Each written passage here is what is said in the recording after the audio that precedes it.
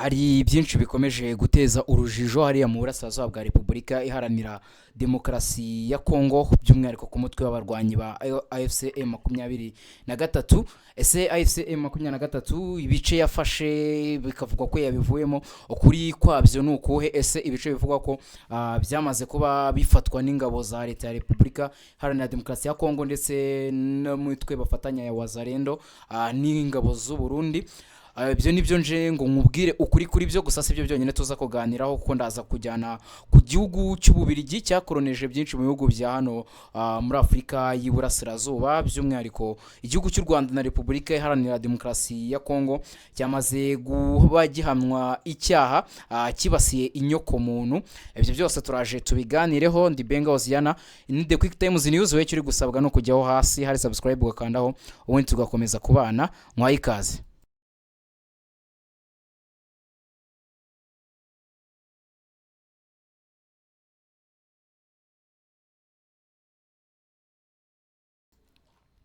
Umutwe wa AFC M23 ukomeje kunyomoza amakuru yatangajwe n'ibinyamakuru byegereye ubutegetsi bwa Repubulika Iharanira Demokarasi ya Kongo yuko ingabo zawo zaba zambuwe uduce 8 two muri teritwari ya Masisi n'ihuriro ry'ingabo zirwana ku ruhande rwa guverinoma ya Repubulika Iharanira Demokarasi ya Kongo. Ibyo rero nibyo n'ubundi ndi kukuramburira. Ese nuko kubera iki ibinyamakuru bishobora kuba byakoreshwa kugira ngo bibe byavuga ko leta ya Repubulika Iharanira Demokarasi ya Kongo yaba yisubije ubutwo duce? Kuwa gatanu ikinyamakuru Actualité CD cyegereye leta y'Kinshasa cyatangaje ko ingabo za leta FARDC zifatanyije n'imitwe ya Wazalendo bambuye AFC M23 agace ka Kabobi. Mbere yaho iki gitangazamakuru n'ibindi byegereye leta y'Kinshasa ubwo byari byatangaje ko AFC M23 yatakaje agace ka Kinigi nako gaherereye muri teritwari ya Masisi, ndetse ko ziriya ngabo zikomeje gusatira agace k'ingenzi ka Rubaya gakungahaye ku mabuye y'agaciro. Guverineri wungirije w'intara ya Kivu y'Amajyaruguru Ngarambe Manzi Willy abinyujije ku rubuga rwe rwa X yagaragaje ibyuko AFC M23 ikomeje gutakaza uduce ari ibihuha. Magambo yagize ati, mwaduteye mwishyize hamwe ariko muzatatana mufite ubwoba, izo zanyu zapfubye zirataranatangira, ikinyoma kibashyigikiye kizagwa kandi amahoro azongera kuganza muri Repubulika Iharanira Demokarasi ya Kongo. Ibyo ni byatangajwe n'umuyobozi wungirije w'intara ya Kivu y'Amajyaruguru n'ubundi igenzurwa n'umutwe w'abarwanyi ba AFC M23 Ngarambe Manzi Willy. Kuri ubu amakuru avuga ko kugeza mu masaha ya nyuma yo ku munsi w'ejo kwa gatanu AFC M23 ariyo yari ikomeje kugenzura uduce twa Kinigi na Kibabi bitandukanye n'ibyavugwaga ku munsi w'ejo, by'umwihariko binyuze kuri iyi Actualité CD. Ni ikinyamakuru n'ubundi kiri hariya Kinshasa. Ibishatse kuvuga iki rero? Kuba leta y'Kinshasa yatangiye kugenda ikoresha ibinyamakuru bitandukanye ndetse n'ibitangazamakuru bitandukanye bikorera muri Repubulika Iharanira Demokarasi ya Kongo, ko yaba yamaze kwisubiza bimwe mu bice bigenzurwa n'abarwanyi ba AFC M23. Ibishatse kuvuga ko leta y'Kinshasa n'ubundi ishobora kuba iri gushaka turiya duce, ishobora kuba igomba gukora igishoboka cyose. Ibi rero yakoze abahanga mu busesenguzi bwa politike bavuga ko ari ugutangira gutuma abaturage bari mu bice bigenzurwa na M23 bagira ikikango, bakumva ko n'ubundi leta y'Kinshasa yaba yagarutse. Ikindi kandi harimo kuba bagarurira icyizere batakaje imbere y'abaturage bo muri Kongo, kuko mu minsi ishize nibwo hagiye haterana inama zitandukanye, by'umwihariko binyuze mu batavuga rumwe n'ubutegetsi bwa Repubulika Iharanira Demokarasi ya Kongo, bavuga ko leta y'Kinshasa idafite ubushobozi bwo kurinda abaturage b'abakongomani bitewe n'uko ibice byinshi byigaruye n'imitwe y'abarwanyi harimo AFC M23 ndetse na Twirwaneho. Ibi rero abashobora kwikoresha nk'iturufu noneho yo kugarura icya cyizere batakarijwe no kwereka abaturage ko noneho barahari, bashobora gukora hari ibishoboka byose bakaba basubiza uduce twambuwe AFC M23 bakadusubiza mu maboko y'igisirikare cy'igihugu, akaba ariho cyo kijya cyacunga umutekano. Ikindi kandi harimo kuvuga ko bari gusatira agace k'ingenzi ka Rubaya gakungahaye ku mabuye y'agaciro. Ibi cyo bishatse kuvuga gusatira byonyine agace ka Rubaya, kuko nababwiye ko kavamo 15% bya kuruta ikoreshwa ku isi hose. 15 urumva ni umubare uri hejuru. Ibice bishatse kuvuga nuko iyi leta y'Kinshasa iramutse ibashije gusubira Rubaya yaba ari insinzi ikomeye, kuko ni igice kirimo ubukungu bwaho igice kinini, 15% ku isi hose. Ku isi ni hari koruta nyinshi cyane, ni naho hari koruta nyinshi ruti izindi zose ku isi. Kuvuga ko batangiye kwasatira nuguha abaturage icyizere cyuko bashobora kuba basubira n'ubundi muri kara gace ko muri Rubaya. Buri gutegereza tukareba ubwo nibyo biri kuvugwa. Bakomeje gukoresha ibitangazamakuru bitandukanye.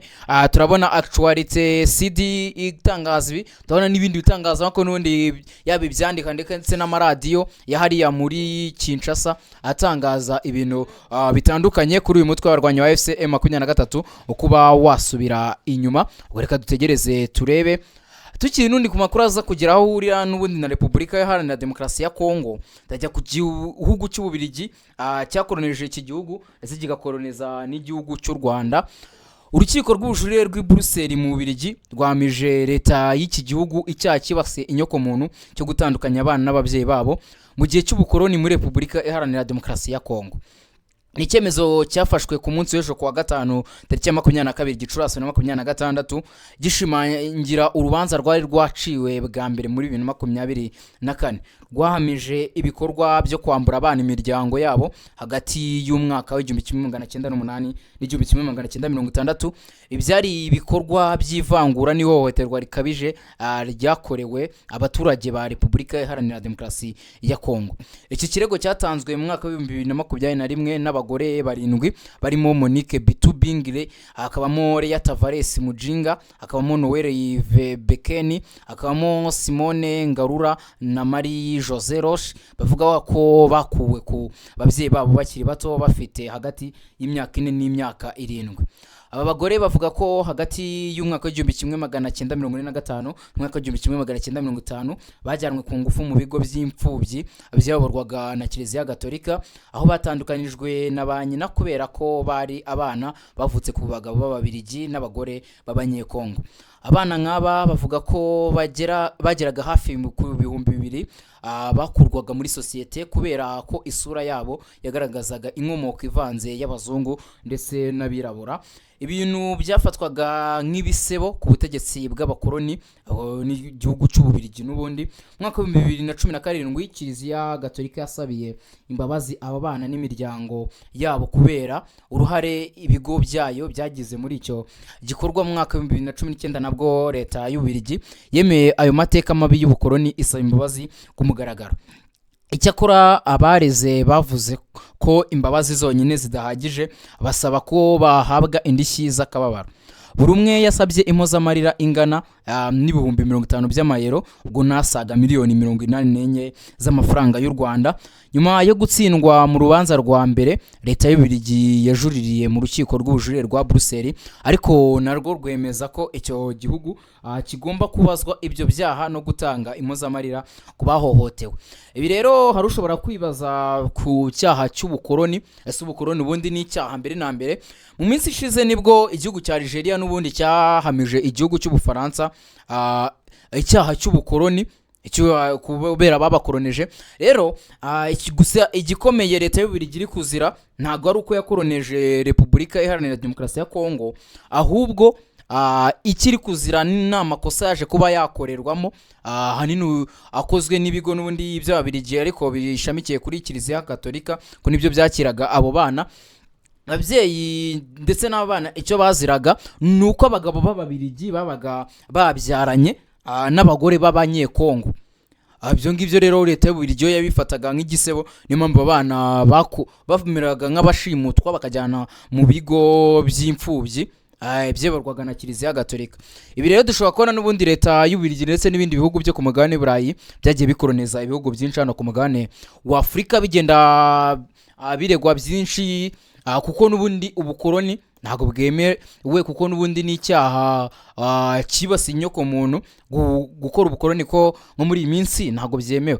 Rero ubwo leta y'Ububiligi yamaze kuba itsindwa, yatsindiwe n'ubundi i Buruseli, ni mu gihugu cy'Ububiligi, mu gihe cy'ubukoroni y'ibyaha bagiye bakoreramo. Ubwo reka dutegereze turebe ese barongera barujijurire, ese izo miliyoni 84 z'amafaranga y'u Rwanda baraza kuba baziha abo bakoreye ibyo byaha. Rebyo nibyo gutegereza twese tukareba. Indi Benga Oziana in the Quick Times News, wakiri gusabwa no kujya hasi hari subscribe wakanda ubundi tugakomeza kubana. Hagataho gahunda za The Quick Times News zikomeze zibanogere, amahoro n'imigisha nyagasana atanga bikomeze bane nama.